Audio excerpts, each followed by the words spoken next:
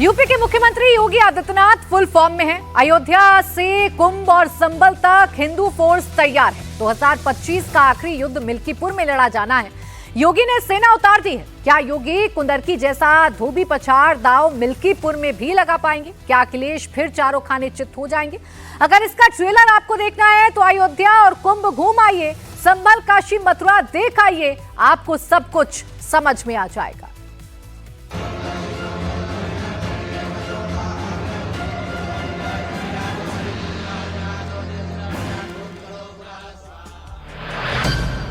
दो 2025 के पहले दिन 5 लाख श्रद्धालु अयोध्या पहुंचे। 13 जनवरी से 2.5 करोड़ हिंदू रामलला के दर्शन करेंगे। 26 दिसंबर से 1 जनवरी के बीच 10 लाख भक्तों ने राम मंदिर की परिक्रमा की। हमारे रामलला की जय, हमारे रामलला की जय, अरे प्यारे रामलला की जय। 4 जनवरी को योगी आदित्यनाथ अयोध्या पहुंचे। 2025 का आखिरी युद्ध इसी अयोध्या में लड़ा जाएगा। मैदान मिल्कीपुर का होगा। मिल्कीपुर का मैदान फतह करने के लिए योगी आदित्यनाथ ने अपनी सेना लगा दी है। कमान वो खुद संभाल रहे हैं। योगी ने लाइन क्लियर कर दी है। मिल्कीपुर का युद्ध राम की सेना और बाबर की सेना के बीच है। योगी ने यह भी बता दिया कि राम की सेना कौन है और बाबर की सेना कौन है। 2017 और 2022 में यूपी में राम की सेना जीती तो अयोध्या में 500 साल बाद राम मंदिर बना। प्रभु राम वर्षों के इंतजार के बाद भव्य दिव्य राम मंदिर में विराजे। अगर बाबर की सेना जीती तो क्या होगा, इसका नया सैंपल देख लीजिए। जो कभी राम मंदिर नहीं गए वो औरंगजेब के लिए रोज आंसू बहा रहे हैं। इसलिए योगी जब 4 तारीख को अयोध्या आए, बाबर प्रेमियों का पुराना सैंपल बताना नहीं भूले। वो पुराना सैंपल क्या था? अयोध्या में राम भक्तों पर मुलायम सिंह यादव ने गोलियां चलवाई थी। योगी ने अयोध्या में इंडोनेशिया के मॉडल की भी चर्चा की, जहां मुस्लिम बहुसंख्यक हैं, लेकिन वो अपना पूर्वज राम को मानते हैं। ये सब बातें योगी ने अयोध्या में क्यों बताई? जब मिल्कीपुर का युद्ध लड़ा जाए तो हिंदू एकजुट रहे। राम भक्तों के 100% वोट बीजेपी को मिले। जो मुसलमान प्रभु राम को अपना पूर्वज मानते हैं वो भी बीजेपी को वोट दें। राम के वोट को और सॉलिड करने के लिए बीजेपी जनवरी में प्राण प्रतिष्ठा का 1 साल पूरा होने पर भव्य कार्यक्रम भी करने जा रही है। राम मंदिर के लिए मुख्यमंत्री की कुर्सी कुर्बान करने वाले पूर्व मुख्यमंत्री कल्याण सिंह की जयंती भी मना रही है। 1947 में देश आजाद होता है, लेकिन सुशासन क्या होता है यह उत्तर प्रदेश के वासी नहीं देख पाए। इसका पहली बार एहसास लोगों को तब होता है जब प्रदेश में स्वर्गीय कल्याण सिंह जी मुख्यमंत्री के रूप में शपथ ग्रहण करके अपनी शासन व्यवस्था को आगे बढ़ाते हैं। याद करिए, उस समय भी उन्हें अस्थिर करने के लिए किस प्रकार से झुंड के झुंड अव्यवस्था फैलाने के लिए उतारू हो गए थे, लेकिन उसकी परवाह किए बगैर उन्होंने अपनी सरकार को तिलांजलि दी श्री राम मंदिर निर्माण के लिए। आज वो सपना साकार हुआ है तो सरदेव बाबूजी की आत्मा को भी असीम शांति प्राप्त हो रही होगी कि उनका जो सपना था वो सपना साकार हुआ है। अयोध्या में श्री राम जन्मभूमि पर भगवान श्री राम का भव्य मंदिर का निर्माण का कार्य आज संपन्न हो रहा है। यूपी के उपचुनाव में अखिलेश यादव को 7-2 से चित्त करने के बाद योगी आदित्यनाथ अयोध्या के 5 चक्कर लगा चुके हैं। इसी से अंदाजा लगा सकते हैं कि मिल्कीपुर के उपचुनाव की अहमियत उनके लिए क्या है। दरअसल योगी आदित्यनाथ के पास हिंदू वोट के 4 रिमोट हैं। अयोध्या, मथुरा, काशी, संभल, जिनमें अयोध्या सबसे बड़ा रिमोट है, जिसकी तरंगे पूरे प्रदेश तक ही नहीं देश के कोने कोने तक पहुंचती है। मिल्कीपुर विधानसभा सीट अयोध्या जिले का हिस्सा है। मिल्कीपुर अयोध्या मुख्यालय से 32 किलोमीटर दूर है। अखिलेश यादव ने मिल्कीपुर से अवधेश प्रसाद के बेटे अजित प्रसाद को उतारा है। बीजेपी ने अभी कैंडिडेट घोषित नहीं किया है। अवधेश प्रसाद का दावा है कि योगी चाहे जितना जोर लगा ले, 2024 में भी प्रभु राम का आशीर्वाद उन्हें मिला था और 2025 में भी मिलेगा।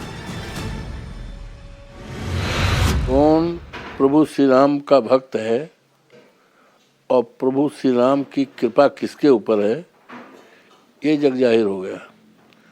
उस समय जब 4 जून को नतीजा आया लोकसभा फैजाबाद का, जो प्रभु श्री राम मर्यादा पुरुषोत्तम राम की नगरी का है, और भारतीय जनता पार्टी के लोग कहते थे जो राम को लाए हैं राम उनको लाएंगे, लेकिन ये मामला उल्टा पड़ गया।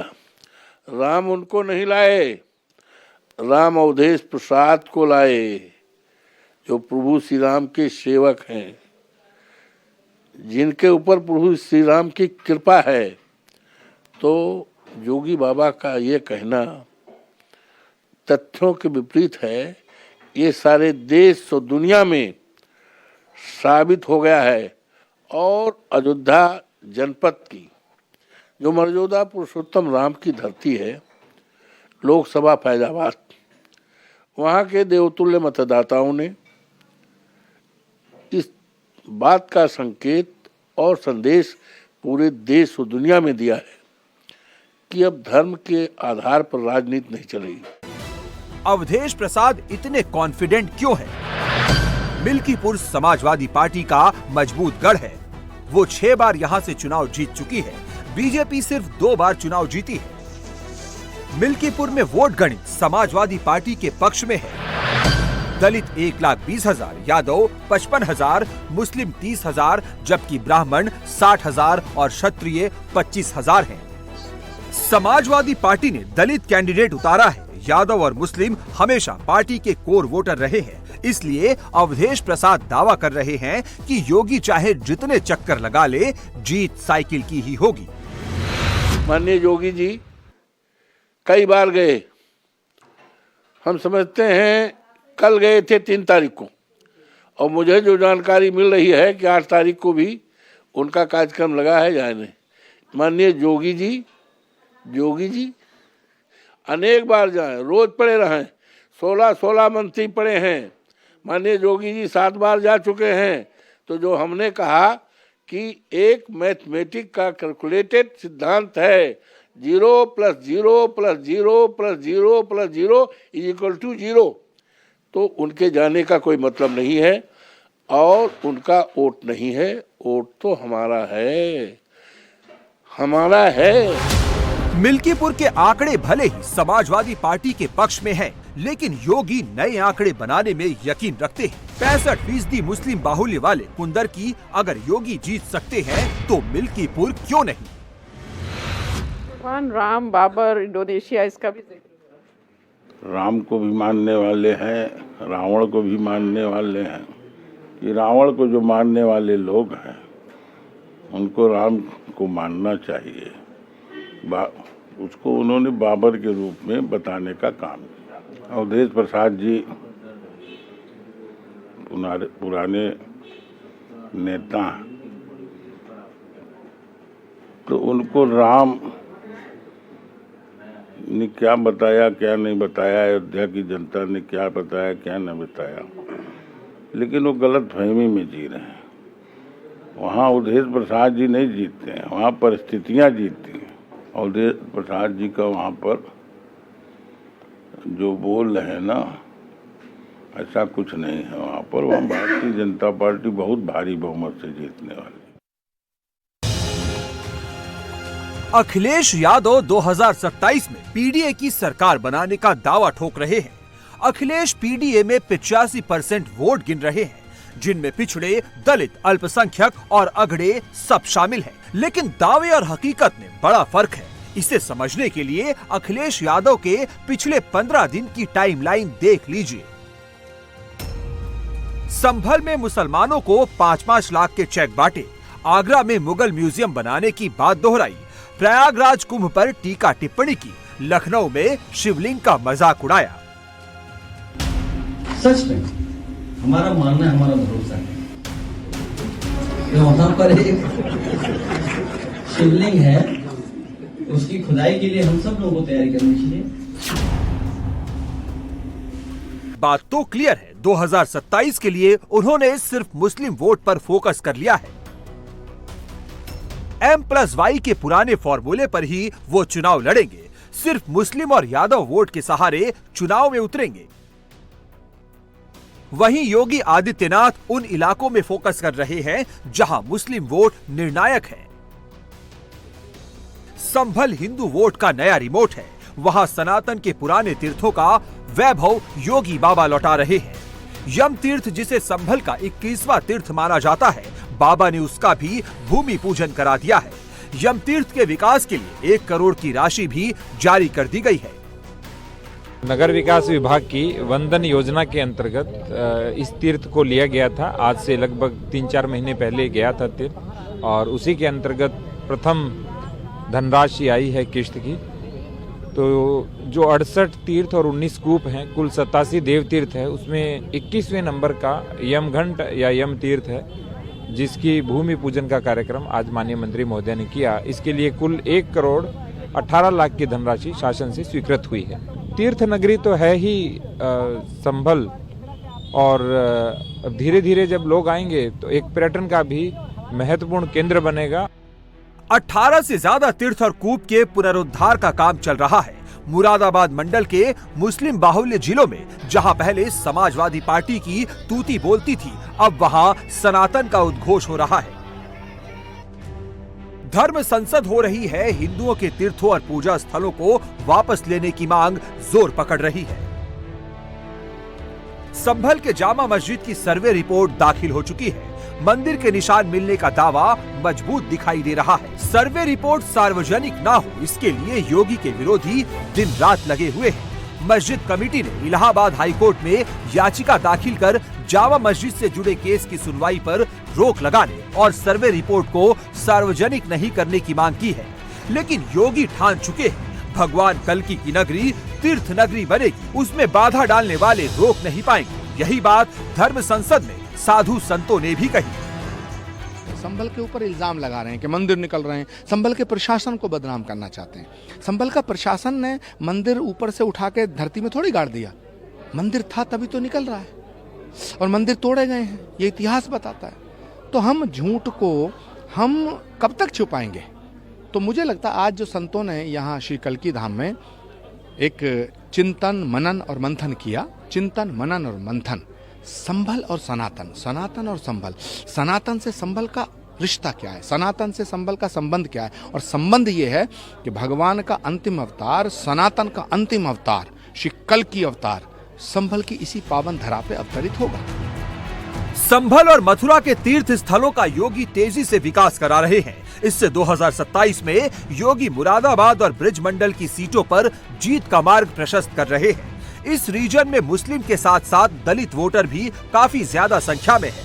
अखिलेश संविधान की किताब दिखाकर दलित वोट तोड़ना चाहते हैं। दलितों को सनातन के साथ जोड़ने के लिए साधु संतों की सेना इस मंडल में बाबा ने एक्टिव कर दी है।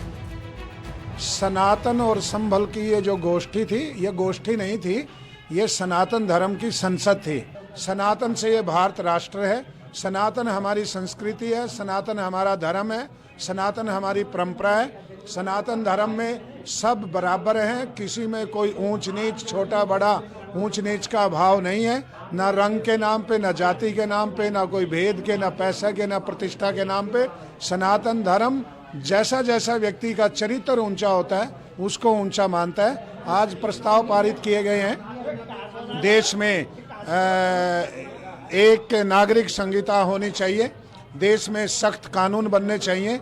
ये जो धर्म परिवर्तन चल रहा है, राष्ट्र को खंड खंड करने की जो साजिश चल रही है विदेशी ताकतों के द्वारा, इन विदेशी ताकतों का मुंह तोड़ जवाब देने के लिए देश में कन्वर्जन के खिलाफ कानून बनना चाहिए। 2027 के लिए योगी सनातन मार्ग के साथ साथ कानून व्यवस्था को पहले से ज्यादा दुरुस्त करने में लगे हैं। माफिया मुक्त यूपी, दंगा मुक्त प्रदेश, बहन बेटियों को सुरक्षा की गारंटी। शासन की पहली शर्त होती है सुरक्षा और कानून व्यवस्था की स्थिति। अगर उग्रवाद है, आतंकवाद है, उपद्रव है, दंगे फसाद हैं, तो विकास नहीं हो सकता, रोजगार का सृजन नहीं हो सकता। निवेश नहीं हो सकता है, सुशासन नहीं आ सकता है। इसकी पहली शर्त है सुरक्षा और कानून का राज। कानून का हम पालन करें, कानून हमें संरक्षण देगा। मेरा देश सुरक्षित है तो हम सब सुरक्षित हैं। उपासना विधि का अंतर हो सकता है, लेकिन एक धर्म, और वह राष्ट्र धर्म। राष्ट्र धर्म सर्वोपरि है। उस मामले में किसी प्रकार का कोई समझौता नहीं।